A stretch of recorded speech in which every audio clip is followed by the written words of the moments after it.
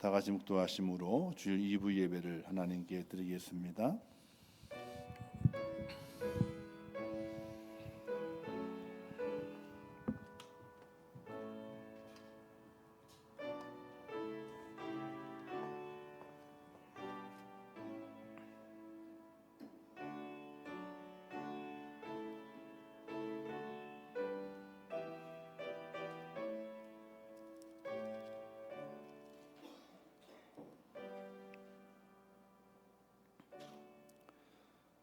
너희 모든 나라들아 여호와를 찬양하며 너희 모든 백성들아 그를 찬송할지어다.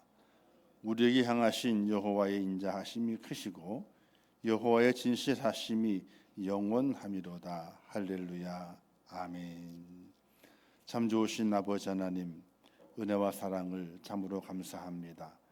지난 한 주간 동안에도 저희들 삶을 주관하시고 인도하셔서 오늘 무사히 하나님의 전에 올라와 예배자로 세워주심을 참으로 감사합니다. 날마다 하나님의 크신 은혜를 기억하고 구원에 감격하며 신령과 진정을 예배하는 참 예배자가 될 수 있도록 저희들을 도와주시옵소서. 이 시간 주의 성이 함께 하실 것을 믿습니다. 예수님의 이름으로 기도하옵나이다. 아멘.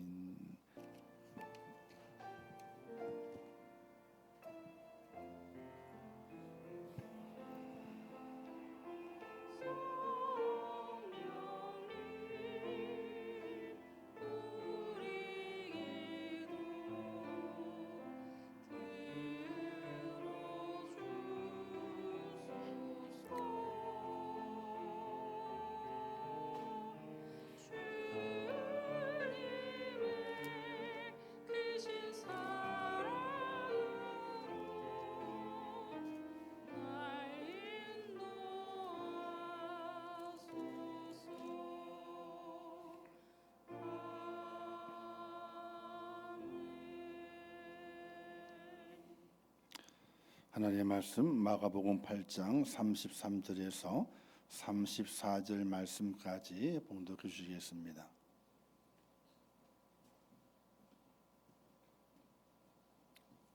하나님의 말씀 봉독합니다. 예수께서 돌이키사 제자들을 보시며 베드로를 꾸짖어 이르시되 사탄아 내 뒤로 물러가라. 내가 하나님의 일을 생각하지 아니하고 도리어 사람의 일을 생각하는도다 하시고 무리와 제자들을 불러 이르시되 누구든지 나를 따라오려거든 자기를 부인하고 자기 십자가를 지고 나를 따를 것이니라. 아멘. 우리 헌금송으로 하나님께 영광 돌리겠습니다.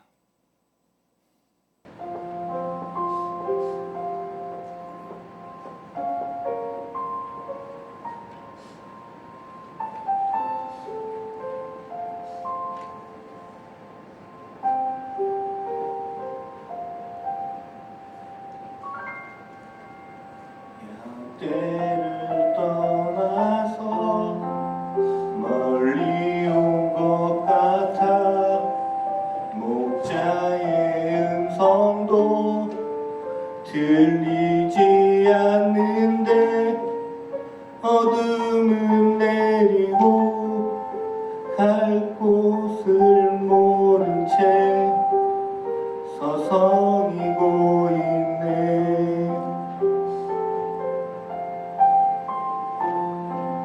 목자의 음성이 시러 멀리 왔는데 내 맘대로 가면 행복할 줄 알았지.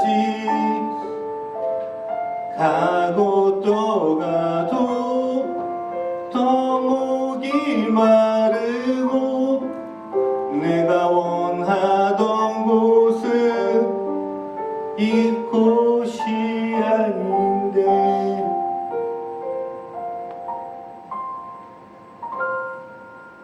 돌아갈 수 있을까?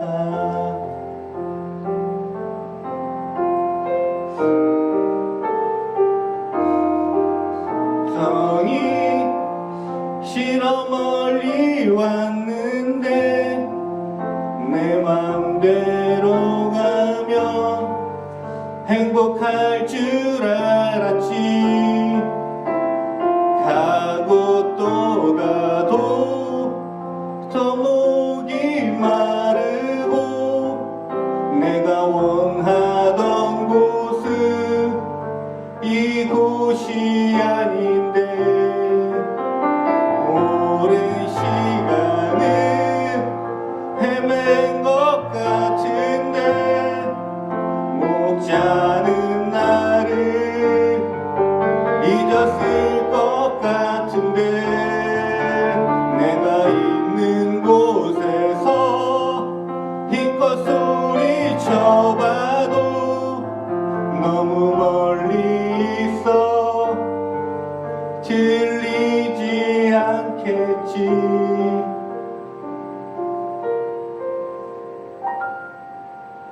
내가 주저앉은 곳 눈을 만나던 곳 눈을 들어보니 여전한 그 하늘 그리고 여전한 주님의 음성이 날 부르고 있네.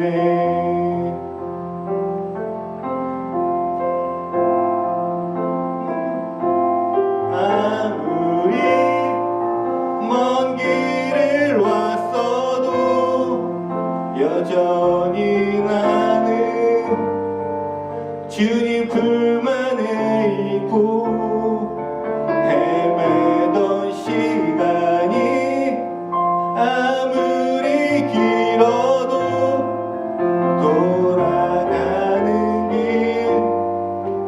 이렇게 짧은 걸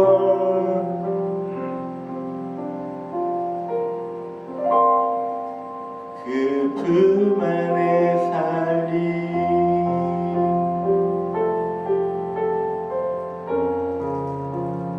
그 품 안에 살리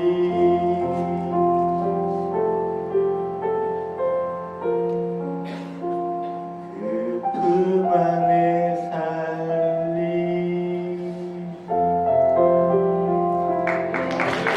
아멘. 자, 이제 호람들 성가 하나님께 찬양으로 영광 돌리겠습니다.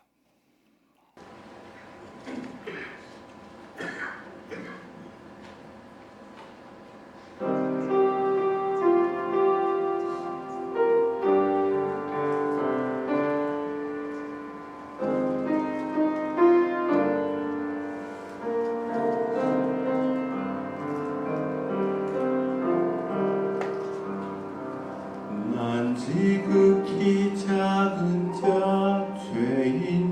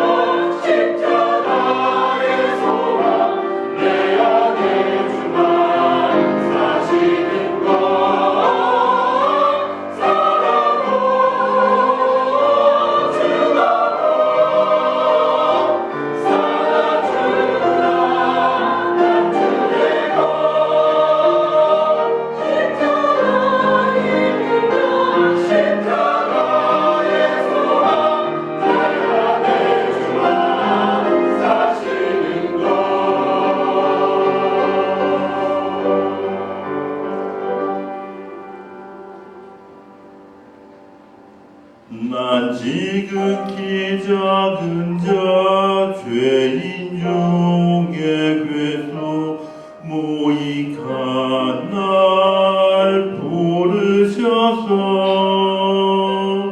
간절한 기대와 소망 부끄럽지 않게 십자가 졌게 하셨네.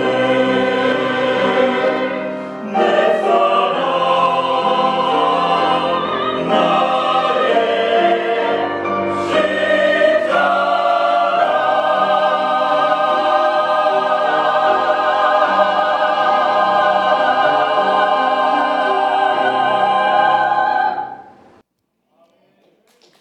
아멘. 감사합니다. 기도하겠습니다. 참 고맙고 감사하신 하나님, 지난 한 주간 동안에도 저희의 모든 삶을 주관하셔서 한 주간의 삶이 바쁘고 또 혼란스럽고 이루 말할 수 없는 많은 분주함을 통하여 저희들의 삶 속에 염려, 근심의 구름이 있었지만은 하나님께서 그 모든 시간들을 잘 이겨내게 만드시고 우리의 발걸음 인도하사 거룩한 주일 하나님의 전에 올라와 예배하는 예배자로 세워주심을 참으로 감사합니다. 날마다 하나님의 뜻을 발견하고 진리를 발견하며 내게 맡기신 사명이 무엇인지 그 사명을 깨달아 목표가 있는 삶, 또 하나님의 기쁨을 드리는 삶, 하나님의 그 영광을 나타내는 복된 성도의 삶을 살아갈 수 있도록 은혜를 베풀어 주시기를 원합니다. 오늘도 불러주셨습니다. 하나님의 은혜로 채우시고 진리의 말씀을 내 마음에 새기면서 내가 서야 할 자리, 내가 가야 할 길이 어떤 길인지 잘 깨닫는 복된 시간이 되게 하여 주시옵소서. 은혜가 성도들 은혜를 베풀어 주시어서 하나님께서 이제 퇴원의 기쁨을 주심을 참으로 감사합니다. 두 분이 모두 다 잘 퇴원하셨습니다. 이제 그 몸을 추스리고 또 완벽한 회복을 위해서 또 수고하고 기도할 터인데 그들에게 완전한 건강을 주시고 하나님의 전을 밟을 수 있는 힘을 더하사 함께 주님을 예배할 수 있도록 은혜를 베풀어 주시기를 원합니다. 이 나라 이민족을 기억해 주시고 아직까지 계속해서 혼란의 전국입니다.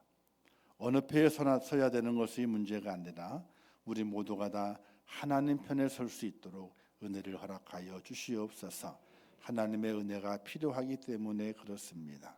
우리 믿음의 성도들이 더욱더 기도하게 하시고 간절히 매달려서 이 나라 이민족이 좌로우로 치우치는 것이 아니라 중심을 잡고 바로 세워질 수 있도록 하나님 은혜를 베풀어 주시옵소서. 우리 성도들의 삶을 주관하사 그들의 가정의 복을 더하시며 그들의 일터와 산업의 복을 더하사 믿음으로 걸어가게 될 때에 이 땅에 지는 것이 아니라 실패자가 아니라 이 세상을 넉넉히 이기며 성공자가 될 수 있도록 하나님 도와주시옵소서. 오늘 여호와 이름을 부릅니다. 하나님의 은혜를 구합니다. 모든 심령들 위해 하나님께서 평화의 은혜를 허락해 주시고 사랑의 은혜를 부어 주시사 그들의 빈 마음이, 연약한 마음이, 또 갈급한 그 마음이 새록새록 채워질 수 있도록 은혜를 허락하여 주시옵소서. 또한 사순절의 시간을 보냅니다. 좀 더 거룩해지게 하시고 좀 더 기도하게 하시고 좀 더 말씀에 젖어 있는 하나님의 사람이 될 수 있도록 은혜를 베풀어 주시옵소서. 이 시간 주 예수님 함께 하실 것을 믿습니다. 예수님의 이름으로 기도하옵나이다. 아멘. 한번 따라서 하겠습니다. 새로운 길, 새로운 길. 네. 지난 수요일은 우리가 이제 사순절이 시작되는 제 수요일이라 이렇게 이제 명명해서 지키게 되죠. 우리 기독교는 개신교는 정확하게 사순절 지킨다 이런 뜻을 갖지 않습니다. 그러나 사순절의 기간을 기억하고 좀 더 하나님께 가까이 또 영적 의미를 새기면서 스스로 좀 더 경건하고 거룩한 자가 되는 그런 기간을 보내기를 원하는 것입니다. 천주교의 사순절은요, 세 가지 키워드가 있는데 세 가지를 해야 되는 것. 첫 번째가 회개를 해야 되는 겁니다. 두 번째는 구제를 합니다. 세 번째는 금욕을 합니다. 그래서 봄맞이 대청소처럼 영적 정화의 기간을 갖게 되는 것입니다. 우리 이제 4월이면요 봄맞이 대청소합니다. 4월 첫 주가 되기 전 토요일 날. 각 집에서도 봄맞이 청소하잖아요, 이렇게 그죠? 해요. 우리 건물뿐만 아니라 장소뿐만 아니라 우리의 영혼도 청소가 필요합니다. 청소가. 바로 그 청소의 기간을 이제 사순절 기간으로 잡고 40일 동안 열심히 우리의 영혼을 청소를 해야 되는 것입니다. 그래서 그렇게 천주교가 사순절을 아주 강하게 지키게 되죠. 기독교는 초기에 사순절을 지켰습니다. 예수님의 고난과 죽음을 그리고 부활을 기억하기 위해서 사순시켜 왔었는데 종교개혁자 장 칼뱅과 그리고 청교도들이 사순절은 성경적이지 않고 미신적이라고 생각해서 지키지 않아야 된다 이렇게 주장해가지고 지키지 않게 되다가 그리고 이제 점점 그 어떤 미신적인 행위가 아니라 거기에서 하나님의 은혜를 구하고 주님의 고난에 동참하는 그런 마음을 가지고 경건하게 보내는 것이 좋지 않겠느냐 해서 이제 사순절을 지키는 것보다는 이제 좀 더 의미를 새기고 좀 더 거룩하게 우리가 좀 더 하나님 앞에 다가가자 이런 의미를 가지고 사순절을 지키고 있습니다. 근데 왜 미신적이다 그래야 되느냐?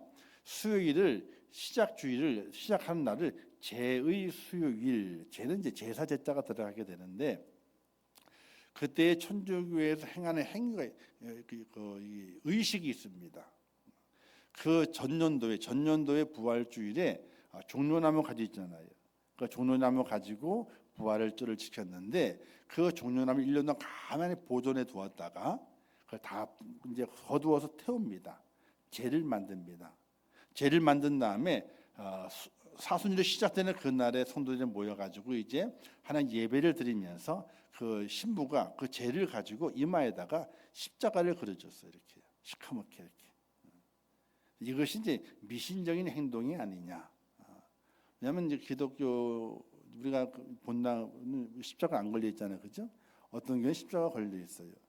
십자가 안 걸린 교회는요, 십자가가 도리어 우상이 된다. 그래서 십자가는 걸지 않고 십자가의 의미를 새기고 그리고 주님의 고난에 동참하고 또 감사하는 모습으로 신앙을 하게 되는데 그런 것들이 미신적인 행동이 될 수 있고 성도들에게 미신을 강요할 수 있다 그래가지고 이제 사순절을 지키지 않다가 그래도 사순절은 의미가 좋지 않느냐. 그래서 사순절의 의미를 기억하고 지켜가는 교회들이 많이 있습니다. 사순절은 예수님의 희생과 구속의 정신을 가슴 깊이 체험하고 하나님과의 새로운 만남을 준비하는 시간입니다. 그래서 의미적으로는요, 의미가 좋아요.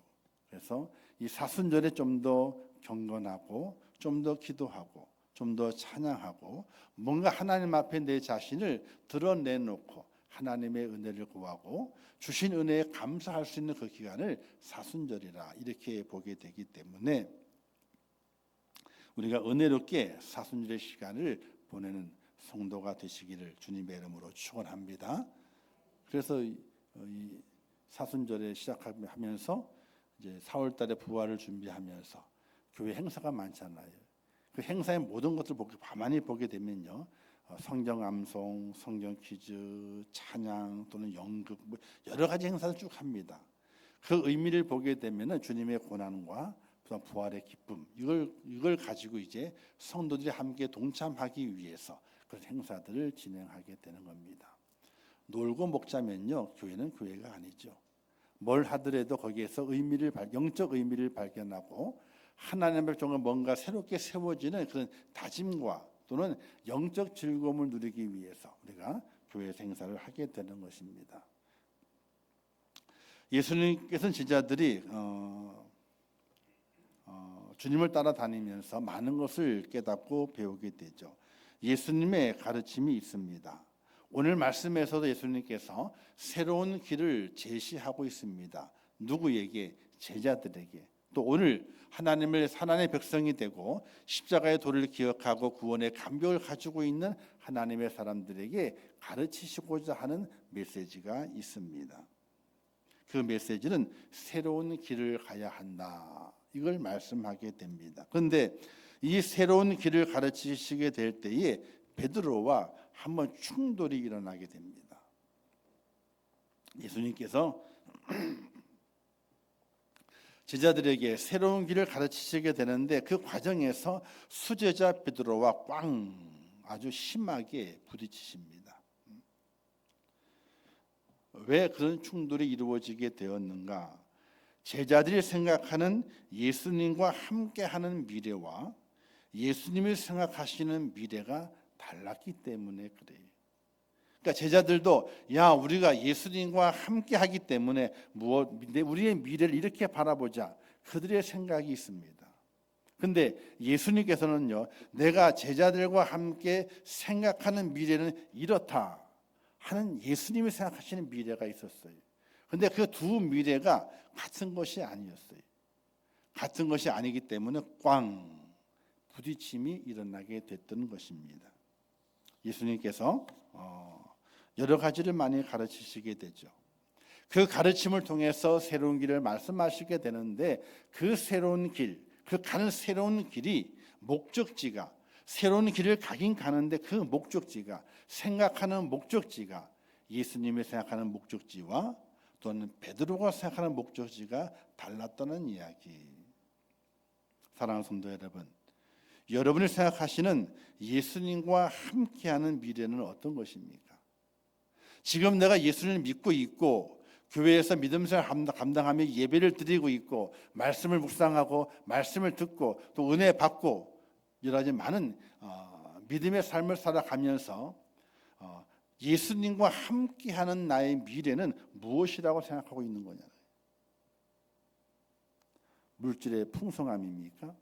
돈을 많이 벌고 건강하게 되고 세상 권세를 누리는 그런 미래를 생각하시고 있는가?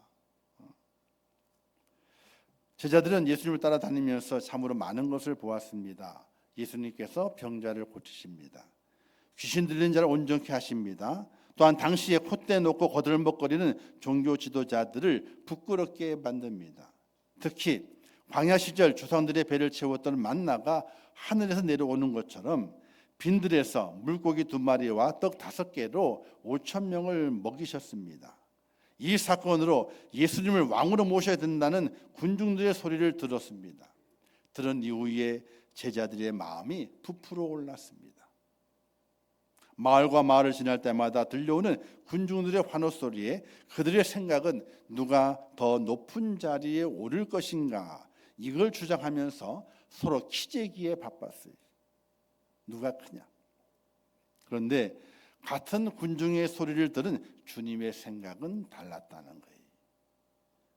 예수님을 환호하고 예수님이 왔다 라고 소리치는 군중들의 소리를 듣는 제자들의 생각과 그 같은 군중의 소리를 듣는 예수님의 생각이 달랐어요. 그래서 하고 충돌이 일어나게 됐던 겁니다. 예수님께서 말씀을 가르치면서 이렇게 말씀하게 되죠. 나는 장로들과 대제사장들과 서기관들에게 버림을 받고 고난을 받아 죽음을 당하리라.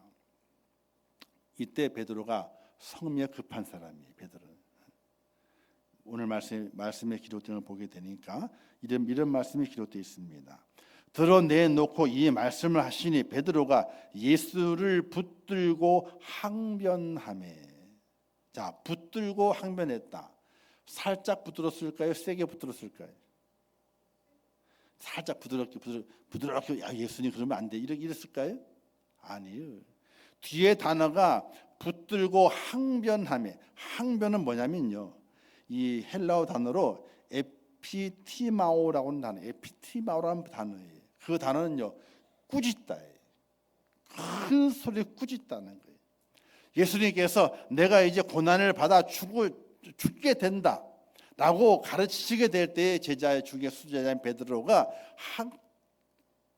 일어나가지고 예수님을 딱 붙들고 항변해서 예수님을 꾸짖고 있는 겁니다. 제 생각은요, 멱살 잡았을 것 같아요.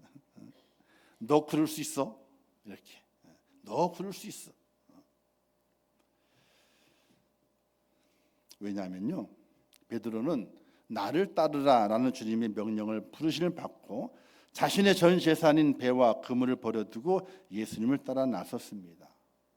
그리고 많은 일을 겪었죠. 병 고친 현장에도 있었고 귀신을 내어 쫓는 현장에도 있었습니다. 또 풍랑의 위험에서 건진받기도 했었고 5,000명, 4,000명을 먹이시는 그 사건도 보았습니다. 또 그 당시 기득권 자들의 위협 아래서도 얼마나 당당하시든지 종교 지도자들이죠. 바리새인과 서기과 사두개인들 그 앞에서 당당하게 그들과 맞서서 그들을 부끄럽게 만드셨던 분이 바로 예수님이십니다. 그런 말미암아 주님이 가시는 곳마다 군중이 따라다녔고 또 그 군중의 얼굴에 웃음꽃이 피었으며 사랑이 깃들고 또 평화의 물결이 흐르는 것을 베드로가 봤습니다. 베드로는 그 모든 경험을 하나로 묶어서 주는 그리스도십니다. 이리 고백을 했던 거거든요. 근데 그 고백을 하고 난 이후에 예수님의 말씀이 달라지기 시작하는 거예요. 나는 고난을 받으러 왔고 나는 버림받으러 왔고 나는 죽임을 당하러 왔다. 이렇게 말씀하시는 거예요. 인생의 전체를 걸었는데 생각의 차이가 너무 나는 거예요. 베드로는 사는 것이고 주님은 죽는 것이었어요. 베드로는요 잘 사는 것이었어요. 베드로는 권세를 누리며 사는 것이었어요. 근데 예수님은 그냥 죽는 거였어요. 사는 것과 죽는 것 너무 차이가 많아요. 협상의 가치가 없어요. 협상할 만한 거 되지는 않아요. 뭐 근사치가 돼야지 협상을 하죠. 사는 것, 죽는 것 도저히 협상이 되지 않는 생각입니다. 그래서 꽝 하고 충돌을 하게 됐던 것입니다. 예수님은 자신과 생각이 틀린 베드로를 심하게 꾸짖습니다. 사탄아, 내 뒤로 물러가라. 너는 하나님의 일을 생각하지 않고 사람의 일을 생각하는도다.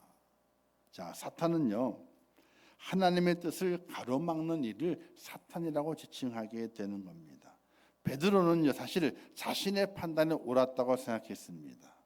그런데 예수님께서는 사탄아 뒤로 물러가라 이렇게 꾸짖습니다.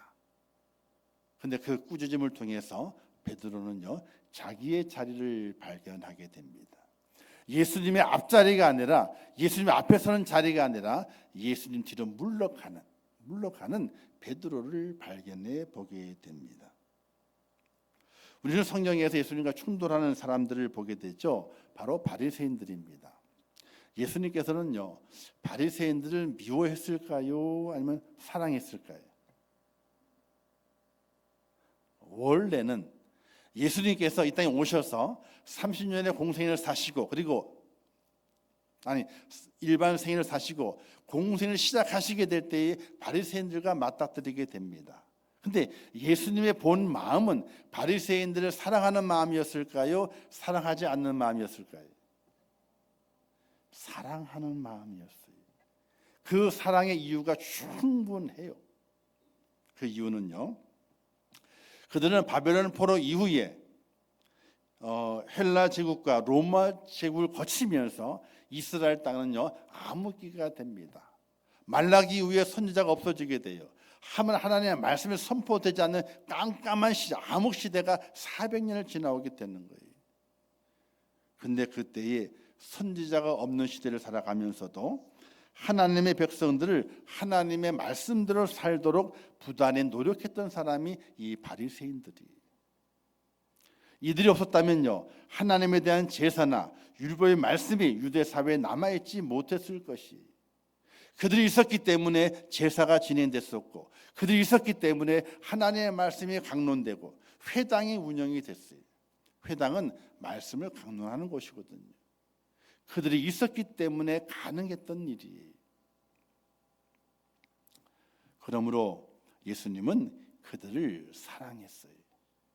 그런데 그들이 예수님의 사랑을 받아들이지 못했어요. 그 이유가 뭔지 아세요? 그들에게는요 자존심이 있어요. 또 그들은요 400년 동안 이 유대 사회를 우리가 말씀을 전하면서 지켜왔다고 하는 기득권적인 힘을 가지고 그 자존심을 가지고 있어요. 즉 율법을 지켜냈다고 하는 그 기득권에 대한 욕심을 버리지 못하고 하나님께 약속하신 메시아를 통해서 새로운 길을 말씀하시게 될 때에 그 길을 받아들이지 못했어요. 그것을 예수님께서는 교만이라 이렇게 말씀하고 있는 거예요. 그들은 그 충돌을 불편해했고 그 충돌 때문에 그들은요 예수님께 화를 냈어요. 분을 품었어요. 그래서 충돌이 있을 때마다 어떻게 돼요? 저놈을 죽여야 되겠다. 그렇게 말씀을 지켜왔고 말씀을 강론해왔고 메시아를 기다리던 그들이 예수님과 충돌하게 됨을 통해서 저 예수를 죽여야 되겠다 하는 데까지 이르게 됐던 것을 보게 됩니다. 베드로가 주님과 충돌했지만 그 충돌은 베드로를 자기 자리를 찾게 하는 명약이 되었어요. 싸움도 있잖아요. 싸운 다음에 어떻게 돼요? 정이 드는 것이 있고 싸운 다음에 진짜 원수 맺는 것이 있어요. 베드로와 예수님에게는 충돌이 일어났게 됐지만 베드로가 예수님의 그 말씀에 순종하고 뒤로 물러서게 되게 되는, 예수님 앞에서 나를 따라오시오가 아니라 예수님을 따라하겠습니다 라고 뒤로 물러서게 되는 베드로의 결단을 통해서 베드로와의 주님과의 그 충돌은 베드로에게 양약이 되었어요. 그러나 바리새인들은 충돌을 통해서 그 충돌이 양약이 되지 아니하고 도리어 그들에게 독이 되고 말았어요. 그래서 화 있을진저 화인 맞은 자들아, 또 회칠한 무덤과도 같다. 이렇게 주님의 책망을 듣는 바리새인들을 볼 수 있게 되거든요. 명약은요 독을 잘 쓰면요 명약이 돼요. 독을 잘못 쓰게 되면요 사람을 죽이거든요. 충돌이 그렇습니다. 이 충돌을 잘 쓰게 되면요 자기 자리를 찾습니다. 충돌을 잘 쓰지 못하게 되면요 더 어긋나서 멸망의 길로 갈 수밖에 없습니다. 이제 그 이후에 예수님께서 제자들에게 새로운 길을 말씀하시게 됩니다. 예수님의 가르침은요 어디에서 출발하는가? 우리 모두가 회개할 것이 있는 죄인이라고 하는 것에서 출발하게 됩니다. 처음 복음을 전하시게 될 때에 회개하라 천국이 가까웠느니라고 말씀하시면서 회개하라가 가장 그 예수님의 출발점의 큰 핵심의 주제였습니다. 회개는요 죄를 전제로 합니다. 죄가 없으면 예수님이 필요가 없고 회개할 일이 없으므로 새로운 길이 필요하지 않습니다. 여러분들 이 죄라고 하는 단어 있잖아요. 이게 한문 쓰게 되면 위에가 넉사자예요. 이게 요거를 쫙 좁히면 넉사자가 되고 길게 늘리면요 어떤 자가 되면 그물망자가 돼요. 위에가 이렇게 해가지고 이렇게 됐잖아요, 그죠?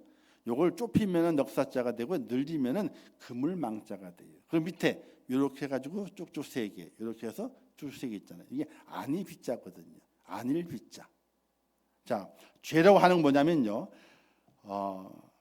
잘못으로 말미암아 부자유한 상태, 갇혀서 답답한 상태를 느끼는 것을 가지고 가르쳐서 죄라고 이야기를 하게 돼요. 이 예수님께는 그 죄의 감옥에서 나와서 새 길을 갈 것을 말씀하시게 되는 겁니다. 죄의 길을 벗어나라. 회개를 통해서 죄의 길을 벗어나고 새로운 길을 찾아가야 된다. 이걸 제자들에게 말씀하시면서 나는 길이요 진리요 생명이니 나로 말미암지 않고서는 아버지께로 올 자가 없느니라 라고 말씀하시고 나를 따르라 이렇게 주님께서 말씀하시게 되는 겁니다.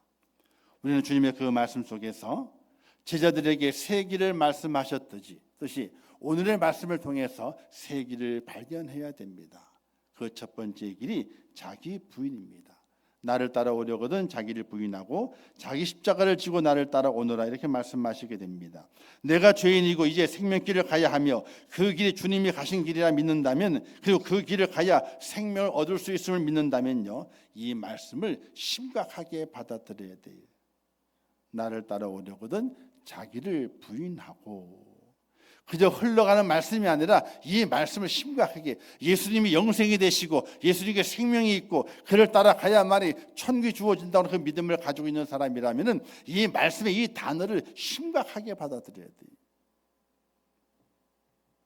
주님께 요구하시는 것, 자신을 따르는 무리들이 요구하시는 것은요, 자기 부인입니다. 신앙생활은요, 자기를 버리는 과정입니다. 내 뜻, 내 욕심, 내 감정, 내 생각을 내려놓고 주님의 뜻으로 나를 채워가는 것이 바로 신앙생활입니다. 사도 바로 말하기를 그리스도 예수께 속한 사람은 정욕과 욕망과 함께 자기 육체를 십자가에 못 박았나니 이렇게 말하고 있습니다. 정욕과 욕망과 자기 육체를 십자가에 못 박았다는 것입니다. 이것이 바로 신앙생활의 모습이라고 하는 것이죠. 쉬운 일이 아닙니다. 성도들은요, 이 쉬운 일이 아니기 때문에 복음의 강한 요청을 적당히 누그러뜨려서 받으려고 합니다. 자기 욕심을 다 버리지 않고요, 조금 줄여요.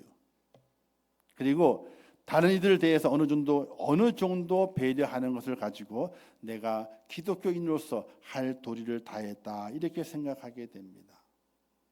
그런 일을 가리켜서 웨슬리 목사님 말씀하시기를 형식적인 그리스도인일 뿐 온전한 그리스도인은 아니다 이렇게 말씀하고 있어요. 사람들은 가정생활이나 직장생활을 비롯해서 다양한 환경 속에서 믿음을 지켜내는 것이 참으로 어렵다고 이야기하게 됩니다. 정말로 어렵습니다. 직장의 술문화, 믿지 않는 남편, 이런 어려움이 있긴 하지만 십자가는 그건 십자가가 아니에요. 어려움이긴 하지만 십자가는 아니에요. 지혜로 풀면 되는 것이. 어느 목사님이 청년 집회에 갔어요. 그래서 온전한 신앙생활에 대해서 강의를 다 마친 다음에 질의응답을 받는 시간이 됐어요. 어느 한 청년이 손을 들고 목사님 질문 있어요. 뭔가 그랬더니 목사님 직장생활 하다 보기에는 부득이하게 술을 먹게 되는 회식이잖아요, 그죠? 술을 먹게 되는 일이 있는데 그때는 그 상황을 어떻게 벗어나면 좋겠습니까? 이렇게 물었대요. 예수님께서 목사님께 이렇게 말씀했대요. 자기 일은 자기가 알아서 해야지 왜 나에게 묻냐고 그랬대요. 그러니까 그래도 목사님이니까 뭔가 답이 있을 건 아니에요. 계속 물으니까 예수님 목사님께서 한약 먹는다 그래. 그럼 끝난대. 한약 먹는다면 끝난대. 그래서 청년들이 엄청 웃었대요. 자기 일은 자기가, 그 십자가가 아니야. 너의 환경 속 지혜롭게 해나갈 일이지 그 십자가가 아니야. 한약 먹는다 그래. 그럼 끝난대. 사랑하는 성도 여러분, 예수의 길을 걷는다는 것은요, 철저한 자기 포기의 길입니다. 그 길이 십자가의 길입니다. 그 길이 자기 부인의 길입니다. 많은 이들이 십자가라는 말은요, 상징적인 의미로 사용하려고 합니다. 상징적인 의미로 십자가는 상징이 아닙니다. 십자가는요, 현실이어야 합니다. 오늘 이 현실 속에 내가 정말로 십자가의 무릎을 꿇고 내 자신을 부인하고 내 심령 속에 주님의 그 뜻을 품고 주님의 그 마음을 품고 가는 것이 십자가를 지고 가는 성도의 모습이지, 상징으로만 절대로 그건 십자가를 지는 것이 아닙니다. 자기를 부인하는 것이 아닙니다. 십자가를 바로 내 속에 십자가의 은혜를 받는 것이 절대로 아닙니다. 우리 주님도 내 뜻대로 하지 마옵시고 아버지 뜻대로 하옵소서. 주님께서는요, 본능의 욕구까지도 없애셨어요. 사람은 누구든지 죽고 싶은 사람 없어요. 본능이 살고 싶은 마음이에요. 근데 살고 싶은 인간의 가장 원초적인 그 본능의 욕구까지도 예수님께서는 버리셨어요. 무엇 때문에? 하나님의 뜻 때문에. 그렇게 자기를 부인해야 되는 거예요. 두 번째는요, 새로운 길은 따라서 하겠습니다. 잘 죽는 길. 세상의 모든 기준은요, 기준과 목적은 사는 데 있어요. 잘 살아볼까? 행복하게 살아볼까? 편하게 살아볼까? 건강하게 살아볼까? 웃으며 살아볼까? 다 살아볼까가 목적이에요. 죽어야 되겠다. 그런 목적이 없어요. 몽땅 다 살아볼까예요. 잘 살아보자. 행복하게 살아볼까? 하지만 십자가의 본질은요, 그렇지 않습니다. 십자가의 본질은요, 환난을 참아내는 것이 본질이 아니에요. 여러분, 야, 너 십자가 다 달려봐라. 그러면 얼마나 잘 견디나, 오랫동안 견디나, 그걸 보기 위해 십자가에 다나요? 아니에요. 십자가의 본질은 견디는 게 아니에요. 십자가의 본질은요, 죽는 거예요. 죽는 거. 저도 아직 저를 못 죽일 때가 있어요. 그래서 제가 살아날 때가 있어요. 숨이 팍 죽어야 되는데 슬 죽어가지고 소금을 들쳤나 봐. 슬 죽어서 살아날 때가 있어요. 십자가는 견디는 것이 아니고 지는 것입니다. 내 뜻에 맞지 않는다고 해도 하나님의 뜻을 마음에 품고 그 뜻을 지고 가는 것이 바로 십자가입니다. 십자가는요, 단순히 종교적 신념이 아닙니다. 삶의 전적인 변화와 헌신을 의미하는 것이 십자가지. 그냥 상징적으로 어떤 내 신념, 믿음의 신념이야. 내 마음에 이런 믿음의 신념 가지고 있어. 나는 기독교 아니면 안 돼. 그런 마음의 신념만 갖고 있는 것이 십자가를 지고 가는 것이 아니에요. 십자가를 지고 가는 것은 내 삶의 전적인 변화와 헌신을 의미한다고 하는 것을 꼭 기억하셔야 돼요. 우리는 예수님을 고백하게 될 때에 주님을 퀴리오스, 헬라어 단어가 퀴리오스입니다.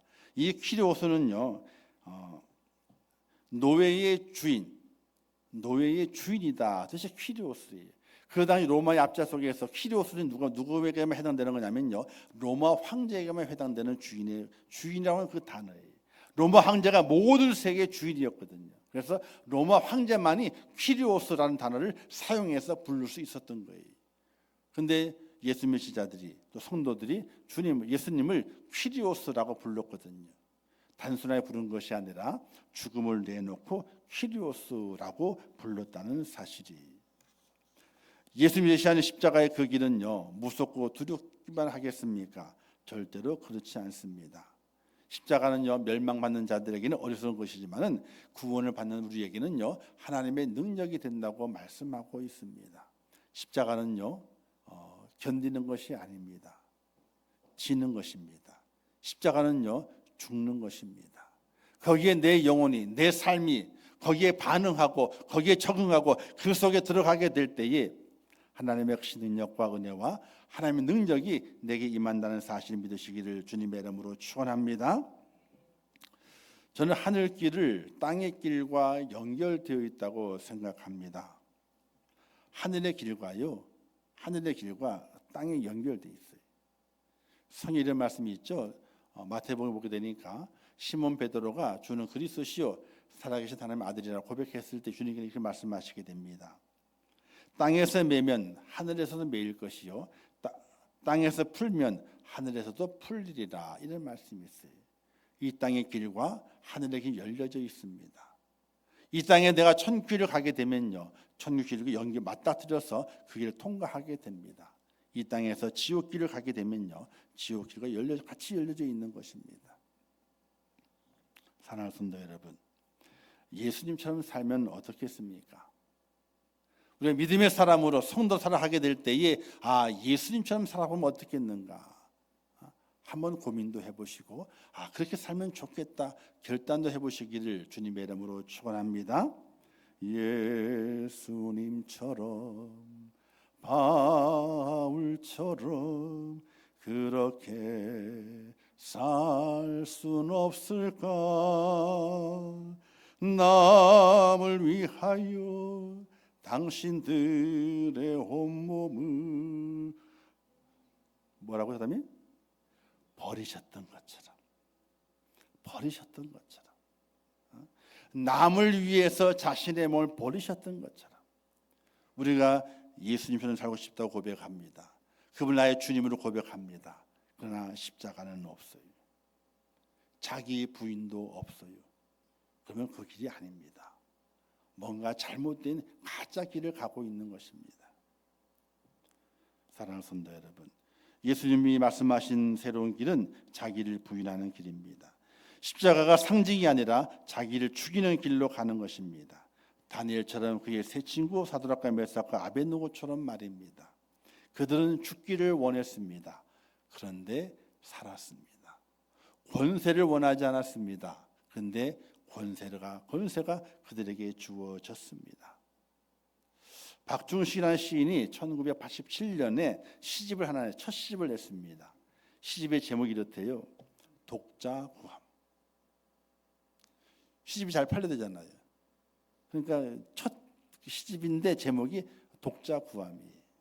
그리고 그가 성대 앞에 찻집을 하나 차렸는데 찻집의 그 이름이 상호가 뭐였냐면요, 손님 구함. 그 간판이었대요. 그게. 우리도 이런 간판을 내걸어야 할지 모르겠어요. 죽을 사람 구함. 죽을 사람 구함. 교회 가면 다 띄고 저기다가 간판에 죽을 사람 구함. 이렇게 붙여야 되지 않을까, 이런 생각을 해보게 돼요. 이번 사순절의 시간을 보내면서 주님 가신 길을 생각하고 나를 부인하고 나를 죽이는 새로운 길에 들어서는 그런 성도가 될 수 있기를 주님의 이름으로 부탁을 드립니다. 이 새로운 길을 가셔야 됩니다. 그 끝자락에는요, 생명이 있고 그 끝자락에는요, 하늘의 권세가 우리에게 주어지게 됩니다. 오늘 말씀 꼭 기억하시면서 이 사순절의 시간 속에 큰 은혜를 받고 정말 주님 앞에 나의 모든 것을 드리는 축복자가 되시기를 주님의 이름으로 축원합니다. 기도하겠습니다. 좋으신 아버지 하나님, 은혜를 감사합니다. 주신 말씀을 잘 기억하고 이 사순절의 시간을 보내면서 주님께서 내게 말씀하신 새로운 길을 발견하고 그 길을 걸어가는 하나님의 사람이 되게 하옵소서. 자기를 부인하게 하옵소서. 또 십자가를 지고 또 잘 죽는 자가 되게 도와주시어서 그 길 끝자락에 주시는 영생과 또 하늘의 그 능력을 힘입는 복된 자가 될 수 있도록 은혜를 베풀어 주시옵소서. 예수님의 이름으로 기도하옵나이다. 아멘. 지금은 우리 주 예수 그리스도의 은혜와 하나님 아버지의 크신 사랑하심과 성령님의 감화 감동 위로 축복 교통하신 역사가 오늘 주일을 지키며 주의 말씀을 묵상하며 주님께서 말씀하시는 새로운 길을 찾아 자기를 부인하고 십자가를 지고 죽는 것과 죽음으로까지 주 앞에 온전히 드리며 새 길을 찾아 나서기를 원하는 우리 임종의 모든 순도들 머리 위에와 그들의 가정과 자녀들과 기도의 제목들 위에 또는 일터와 산업들 위에 또 이 나라 이민족이 온 지구촌 위에 지금도 세계 속에서 복음을 전하시는 선교사들과 그 선교의 현장들 위에 이제부터 영원토록 함께 있을지어다. 아멘.